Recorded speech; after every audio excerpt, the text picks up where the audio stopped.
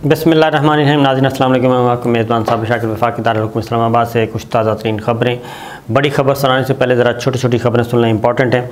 Number 1, DGFIA को तब्दील कर दिया गया है और नए DGFIA आए हैं जी। राय ताहिर साहब आए हैं, PSP हैं, पुलिस सर्विस के हैं और उनको नया DGFIA लगाया गया है और वो 6 साल CTD पंजाब की सरबराही भी कर चुके हैं और लाहौर, फैसलाबाद, बहावलपुर में अहम जिम्मेदारियाँ निभा चुके हैं। शेखुपुरा, मुजफ्फरगढ़, रहीम यार में भी रह चुके हैं। IG बलूचिस्तान के तौर पे वो काम कर चुके हैं। तो अब वो आए हैं DGFIA। सनाउल्लाह अब्बासी साहब को हटा दिया गया है। उसके बाद दूसरी अपॉइंटमेंट हुई है DGIB, इंटेलिजेंस ब्यूरो के सरबराह को भी तब्दील कर दिया गया है। और जो इमरान खान साहब के दौर के DGIB थे, डॉक्टर सलमान पुलिस सर्विस के थे, उनको वो तो छुट्टी पे चले गए थे जब ये चल रही थी, क्योंकि यही मसला होता है कि जब हालात मुश्किल हालात में पता चलता है कि कौन कितना बड़ा और कितना तगड़ा अफसर है, तो वो उसी दौरान छुट्टी लेके चले निकल दिए थे जी। और DGIB का ओहदा छोड़ दिया था और अपने जूनियर को चार्ज दिलवा के चले गए थे। अब वज़ीर-ए-आज़म इमरान खान साहब के लगाए हुए DGB फारिग और उनके दौर में चले गए थे। शहबाज शरीफ साहब ने नया DGIB लगाया है और वो लगाया है जी ग्रेड 21 के अफसर हैं, फवाद असदुल्ला नाम है उनका। और ये हैं इंटेलिजेंस ब्यूरो के ही सीनियर मोस्ट अफसर हैं इंटेलिजेंस ब्यूरो के ही फवाद असदुल्ला, और ये काफ़ी कॉम्पिटेंट हैं। और शहबाज शरीफ साहब ने एक अफसर का इंतखाब तो कम से कम सही कर लिया है और वो DGIB के तौर पे लेके आए हैं। और ये इनको तमगा शुजात भी मिल चुका है, तमगा सितारा जुरत भी मिल चुका है। और इनका जो ज़्यादा एक्सपर्टीज़ हैं वो हैं काउंटर दहशतगर्दी के ख़िलाफ़, इंसदाद दहशतगर्दी के ख़िलाफ़ काम। और फिर साबिका 2 वज़राए आज़म के ख़िलाफ़ एक दहशतगर्दी के मंसूबे भी इन्होंने नाकाम बनाए। तो काफ़ी सीनियर ऑफिसर हैं और ये बहुत अरसे के बाद हुआ है कि पुलिस सर्विस के बजाय इंटेलिजेंस ब्यूरो के ही एक सीनियर मोस्ट अफसर को IB का सरबराह बनाया गया, वरना बाहर से लाया जाता था। तो ये एक अच्छी तब्दीली है। तो देखते हैं इससे क्या फ़र्क पड़ता है। और सेनेट में कायदे ऐवान है जी डॉक्टर शहजाद वसीम साहब, वो मुस्ताफ़ी हुए और अब उनको लीडर ऑफ़ द अपोजिशन मुकर्रर कर दिया गया है सेनेट में ही। तो पाकिस्तान तहरीक इंसाफ से इनका ताल्लुक़ है।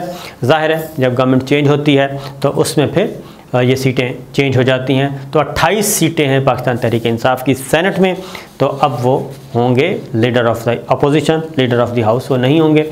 और ज़्यादा चांसेस यही हैं कि यूसुफ शाह गिलानी साहब जो हैं वो लीडर ऑफ़ द हाउस बनाया जाएगा उनको गवर्नमेंट की तरफ से, पाकिस्तान पीपल्स पार्टी से। एक और फ़ैसला करने जा रही है गवर्नमेंट और वो फ़ैसला है बहुत ही मज़े का। असल जो तनाज़ा है वो यही है कि क्यों ये सारा कुछ रिवर्स किया गया। असम्बली टूट गई थी, सब कुछ हुआ, लेकिन अपोजिशन, उस वक्त की अपोजिशन और मौजूदा हुक्मरान इत्तेहाद वो ये चाहता था कि हम ऐसे बंदोबस्त करें कि आइंदा इलेक्शन से पहले हमें ज़रा कुछ काम करने हैं।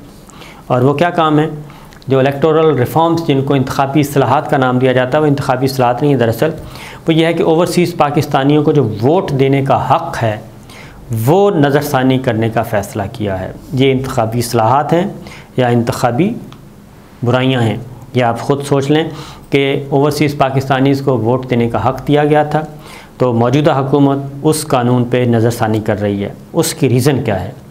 उसकी रीज़न ये है कि 8-9 मिलियन 80-90 लाख पाकिस्तानी बैरून मुल्क रहते हैं मुख्तलिफ़ मुल्कों में, और उनके बारे में मुस्लिम लीग नवाज़ और पाकिस्तान पीपल्स पार्टी का ख्याल है, गुमान है कि ये सब के सब, इनमें से 90% वोटर जो है वो सारे का सारा इमरान खान का गर्विदा है और पाकिस्तान तहरीक इंसाफ को वोट देगा। और ये 80-90 लाख वोटर जो है ये कम से कम भी कौमी असम्बली की 50 नशिस्तों पे असरअंदाज हो सकता है। कौमी असम्बली की 50 नशिस्तों पे ये असरअंदाज हो सकता है। लिहाजा अगर हम ओवरसीज़ पाकिस्तानीज़ को वोट देने का हक़ बरकरार रखते हैं तो फिर 50 सीटें तो पाकिस्तान तहरीक इंसाफ वैसे ही प्लेट में रख के हम उनको दे देंगे। लिहाजा ये ज़रूरी है कि उनके वोट के फ़ैसले पर नज़रसानी की जाए। अब ये क्या चाहते हैं? अब ये चाहते हैं जो ओवरसीज़ पाकिस्तानी हैं उनको वोट देने के बजाय कौमी असम्बली में सीटें मखसूस कर दी जाएँ। अब इससे बड़ा मजाक होगा नहीं कोई कि सीटें मुख्तस कर दी जाएँ, यानी इनडायरेक्ट पार्टी हेड को ये इख्तियार दे दिया जाए, बजाय इसके कि पाकिस्तानी अपना वोट दें पीपल्स पार्टी को, मुस्लिम लीग नवाज़ को, तहरीक इंसाफ को, मौलाना को, इनको MQM को वो वोट दें। वो कहते हैं नहीं, ये पार्टी हेड को दे दें इख्तियार और वो पिक एंड चूज़ करेगा। इलेक्टेड नहीं, सिलेक्टेड लोग आएंगे और मुस्लिम लीग नवाज शरीफ साहब जीतेंगे तो वो अपने दोस्तों को ले आएंगे, जरदारी साहब जीतेंगे तो वो अपने दोस्तों को ले आएंगे, इमरान खान साहब जीते हैं तो वो अपने दोस्तों को ले आएँ। तो ये वो है, तो ये है जनाब ओवरसीज़ पाकिस्तानियों के लिए। ज़रा वो अलर्ट हो जाएं, अगर कुछ कर सकते हैं तो कर लें, वरना उनका वोट का हक़ वापस जा रहा है। उसके बाद पंजाब असम्बली में जो हंगामा राई हुई थी, अब PTI की रुकने कौमी असम्बली कोमा में चली गई हैं और PTI की रुकने कौमी असम्बली हैं आसिया अमजद, उनकी हालत तशवीशनाक है। और ये PTI के तर्जमान ने भी कल चौधरी परवेज़ लाई साहब ने हमें बताया था। और अब जो है बाकायदा तौर पे उनके ख़ानदानी ज़राए भी बता रहे हैं कि 30 घंटों से वेंटिलेटर पे हैं और डॉक्टरों का कहना है कि आसिया अमजद के दिमाग में खून जम गया है, क्योंकि इजलास के दौरान डिप्टी स्पीकर के ज़रिए जो बुलाई गई थी उसमें पुलिस तशद्दुद अंदर घुसा, मुबैना तौर पे पुलिस तशद्दुद हुआ और वहाँ पे इनको चोटें आईं और चोटें संगीन थीं।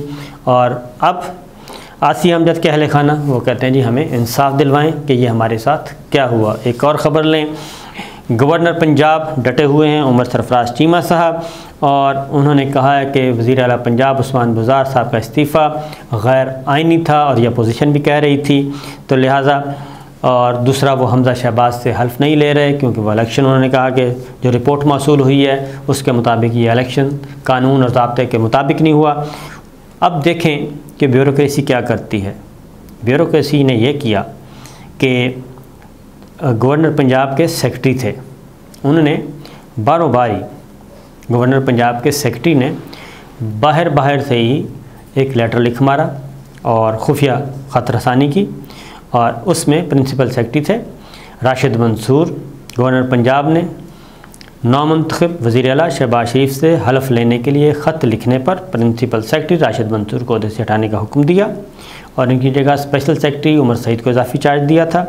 लेकिन चीफ़ सेक्रेटरी पंजाब जो हैं उन्होंने प्रिंसिपल सेक्रेटरी का तबादला करने से इनकार कर दिया और चीफ़ सेक्रेटरी ने कहा कि जी प्रिंसिपल सेक्रेटरी ने ख़त लिख कर अपनी ज़िम्मेदारियाँ पूरी की।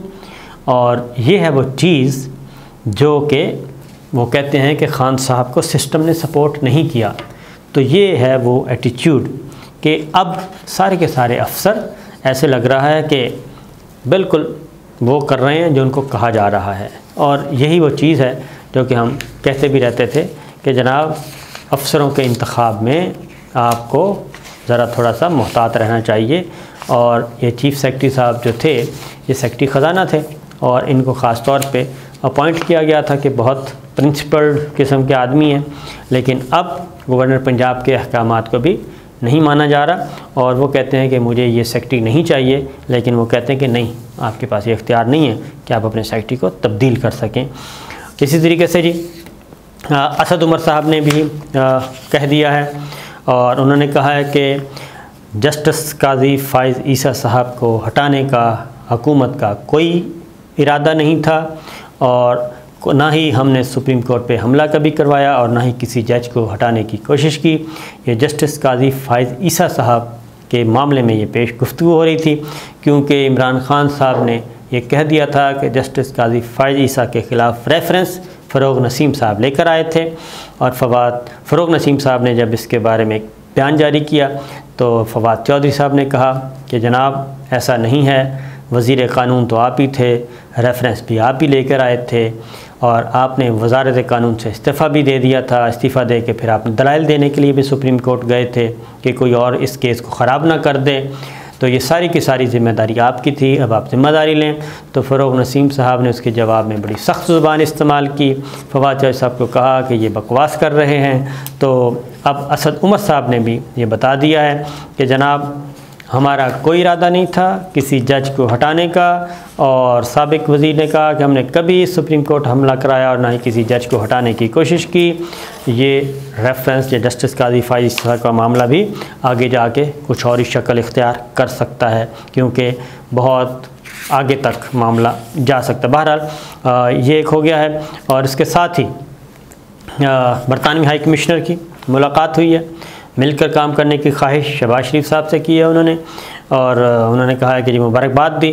तो बहरहाल फिर एक तोशाखाना का आ गया जी। तोशाखाना में ये मामला डिटेल खबर तो मैं बाद में दूंगा, लेकिन फ़िल वक्त ये लाहौर इस्लामाबाद हाई कोर्ट में मुकदमा चल रहा है, और इमरान खान साहब से कहा गया है कि वो सारी तफसीलात जो उनको तोशाखाना से जितने भी तहाइफ जो हैं वो लेकर गए हैं कीमतन, उनकी डिटेल बताई जाए, ताकि उसके बाद फिर अगला कदम उठाया जाए। मेरा अपना ख़्याल है कि ये केस जो है आगे जाके ये पॉलिटिकल सूरत इख्तियार कर लेगा, इससे ज़्यादा आई थिंक कुछ भी ना हो सके, और देखते हैं कि क्या होता है। उसकी वजह के पिछले कई दिहाइयों से ये चल रहा है, और तोशाखाना में कानून के मुताबिक या तो वो कानून तब्दील कर दिया जाए, कानून तब्दील हो नहीं रहा, और उसमें एक गुंजाइश मौजूद है, और उस गुंजाइश के तहत जो भी तहाइफ मिलते हैं उनकी कीमत मुकर्रर की जाती है, कैबिनेट डिवीज़न से बाकायदा तौर पर रसीद मिलती है, पैसे जमा करवाए जाते हैं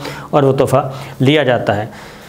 एक ख़बर बताते चलें जी, और वो ये है कि पेट्रोलियम प्राइसेस, मिफ्ता इस्माइल साहब मुशीर ख़ज़ाना, उन्होंने वाज़ेह तौर पे कह दिया है कि जनाब हम IMF हम जो कीमतें हैं पेट्रोलियम प्राइसेस की वो फ़िक्स नहीं कर सकते, और उनको बढ़ाना पड़ेगा। और इमरान खान साहब जो 30 जून तक कीमतें मुकर्रर करके गए हैं वो नाकाबिल बर्दाश्त हैं, और पेट्रोलियम मसनूआत, पेट्रोल, डीज़ल, मिट्टी का तेल, ये बहरहाल कीमतें बढ़ेंगी।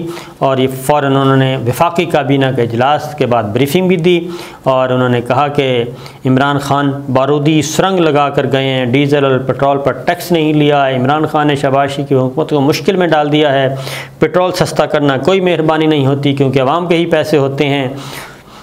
अब यहाँ पे ज़रा इसको गौर कीजिए कि इमरान खान साहब ने तो ये तहरीक आदम एतमाद से बहुत पहले कर दिया थी, कीमतें फ़िक्स कर दी थी 30 जून तक बिजली की भी, और उनकी भी तहरीक आदम एतमाद तो भी आई भी नहीं थी। तो शहबाज शरीफ की हुकूमत को कैसे मुश्किल में डाल दिया, तो वापस हुकूमत उनको दे दें। तो बात कर तहरीक आदम एतमाद वापस ले जाते तो आज इमरान खान की हुकूमत होनी थी। तो इसलिए उन्होंने शहबाज हुकूमत के लिए नहीं, आवाम को एक रिलीफ़ दिया, और वो दे सकते थे।